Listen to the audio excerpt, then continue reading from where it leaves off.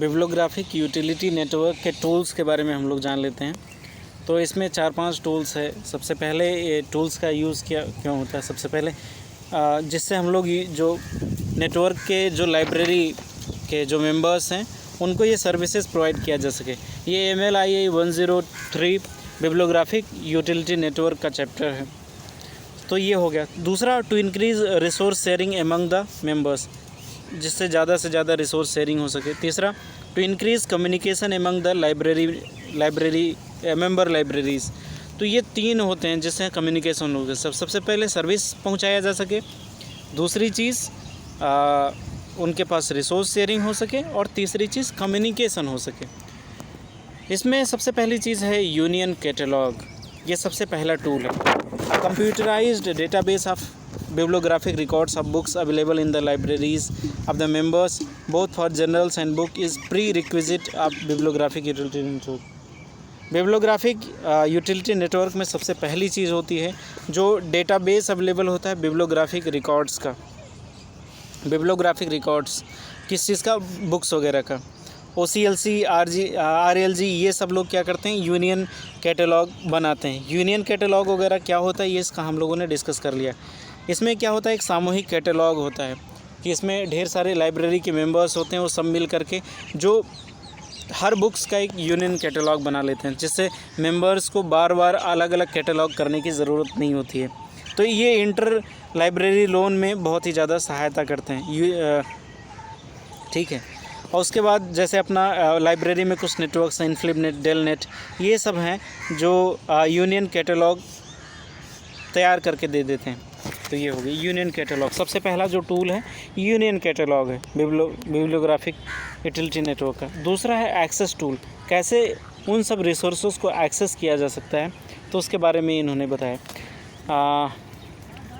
सबसे पहला है telnet access to database. Bibliographic utility network में allow telnet access to their database to the members. Telnet access ये provide करती है bibliographic utility network. Member library में require logic names and password. Login name और password की ज़रूरत होती है, फिर उसके बाद वो उससे एंट्री कर सकते हैं। Telnet allows remote logging to host the computer. Telnet के द्वारा कंप्यूटर को होस्ट किया जा सकता है, बहुत दूर से भी, ज़रूरी नहीं कि वहाँ पे जाया जाए।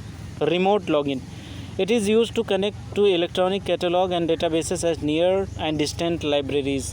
तो ये जो अक्सर यूज़ किया जाता है इलेक्ट्रॉनिक कैटलॉग, चाहे नज़दीक की लाइब्रेरी हो या दूर की लाइब्रेरी हो, उससे कनेक्ट हम लोग कर सकते हैं। Utilising telnet and internet user can establish connection with the bibliographic database and other online service. ये सिर्फ डेटाबेस, हम लोग कैटलॉग भी डेटाबेस ही नहीं बल्कि अदर ऑनलाइन सर्विसेज भी कर सकते हैं। तो इसमें यही चीज़ है कि मतलब हम लोग लॉगिन कर सकते हैं टेलनेट से भी। अगला है window based access to database. ये मोस्ट यूज़ होने वाली चीज़ है। बिब्लियोग्राफी यूटिलिटी नेटवर्क्स में also provide window based software that may be used by members of the libraries to connect the bibliographic database hosted by these networks।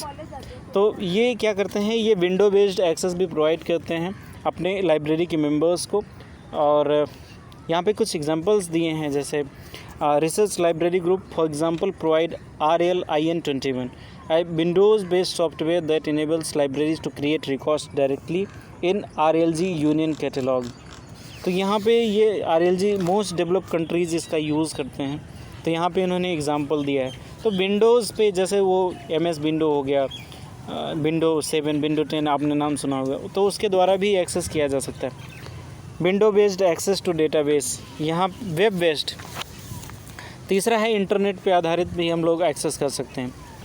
Most bibliographic utility networks now offer web based access to their database to the member libraries.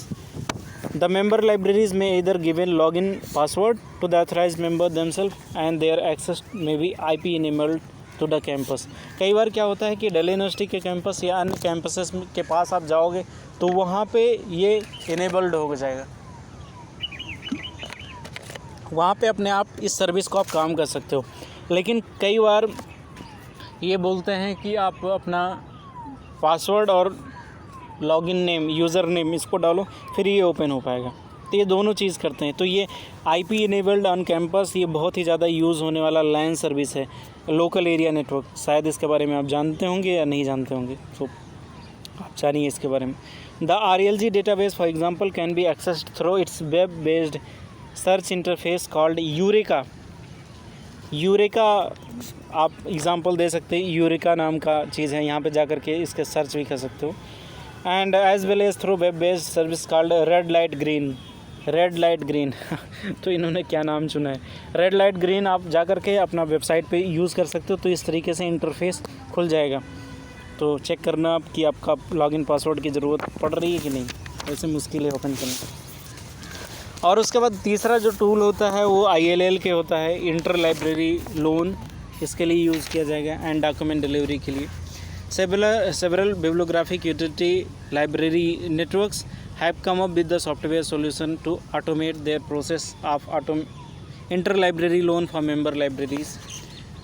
तो ज़्यादातर जितने भी library softwares हैं वो आए हैं एक साथ में, किस चीज़ के लिए, ILL के लिए, इंटर लाइब्रेरी लोन।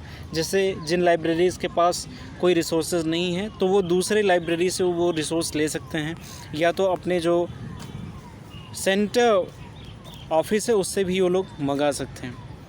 तो ये loans under shares partnership programme इसके अंदर ही आता है। तो ये भी एक टूल है। तो इन्होंने कई प्रोग्राम्स बनाए हैं, एक तो विंडोज़ बेस्ड भी है, स्टेट बेस्ड भी है, वेब बेस्ड भी है। वेब के आधार पे आप गूगल से कर सकते हो। यहाँ पे एक एग्जांपल है VDX का, वर्चुअल डॉक्यूमेंट एक्सचेंज, BARIAL। ये कुछ चीज़ें हैं जिसके द्वारा ILL किया जा सकता है। Interface for copy catalogue and online creation of bibliographic records. यहाँ पे इन्होंने एक इंटरफेस भी दिया है जिससे कैटलॉग को कॉपी किया जा सकता है और ऑनलाइन क्रिएशन भी किया जा सकता है। जो पहले से अवेलेबल है उसको कॉपी कर लो, जो नहीं अवेलेबल है उसका ऑनलाइन बना लो, जिससे अदर लाइब्रेरीज उसको यूज़ कर सकें अच्छे से। अगला है इसी के बारे में, इसका थोड़ा सा विस्तार पढ़ लेते हैं।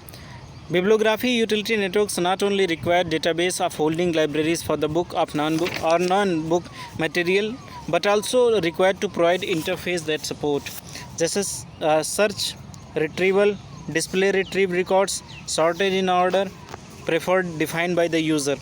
तो ये सर्च करने का भी ऑप्शन देते हैं, रिट्रीवल फिर होता है, फिर उसके बाद डिस्प्ले होता है रिट्राइव, फिर उसके बाद उसमें जो चीज़ें होती दिखाई देती हैं।